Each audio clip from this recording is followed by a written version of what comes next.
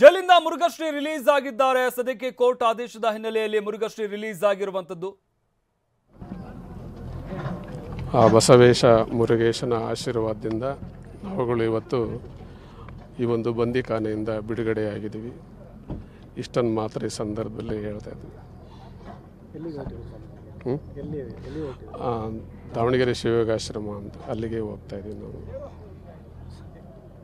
ಕಳೆದ 2 ವರ್ಷ ಶರಣ ಸಂಸ್ಕೃತಿ ಉತ್ಸವದಲ್ಲಿ ನೀವು ಉಪಸ್ಥಿತಿ ಇತ್ತು. ಈ ಸಂದರ್ಭದಲ್ಲಿ ಉತ್ಸವ ಟೈಮಿಂಗ್ ಹೊರಗಡೆ ನೋಡೋಣ ಮುಂದೆ ಶ್ರೀಗಳ 150ನೇ ಜನ್ಮದಿನ ನೋಡೋಣ ಮುಂದೆ ವಿಚಾರ ಮಾಡಿ ಹೆಜ್ಜೆ ಇಡೋಣ.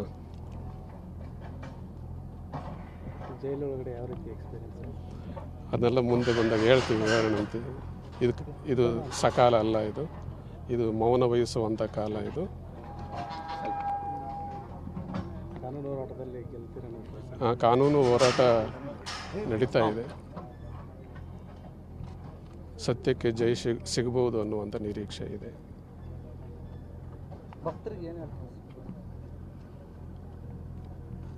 ಭಕ್ತರಿಗೆ ಹೇಳೋದೆಲ್ಲ ಹೇಳಿದ್ವಿ. ತಮ್ಮ ಮುಂದಿನ ಕಾನೂನು ಹೋರಾಟಗಳು ನಡೀತದೆ, ಅದು ಕಾನೂನು ಹೋರಾಟ.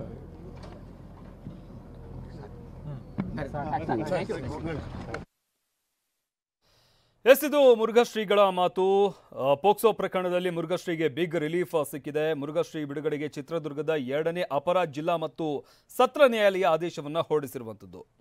ಇನ್ನು ಸಾಕ್ಷಿಗಳ ವಿಚಾರಣೆ ಬಹುತೇಕ ಮುಗಿದ ಹಿನ್ನೆಲೆಯಲ್ಲಿ ಅವರನ್ನು ಬಿಡುಗಡೆ ಮಾಡುವಂತೆ ಕೋರ್ಟ್ ಆದೇಶವನ್ನು ಹೊರಡಿಸಿದೆ.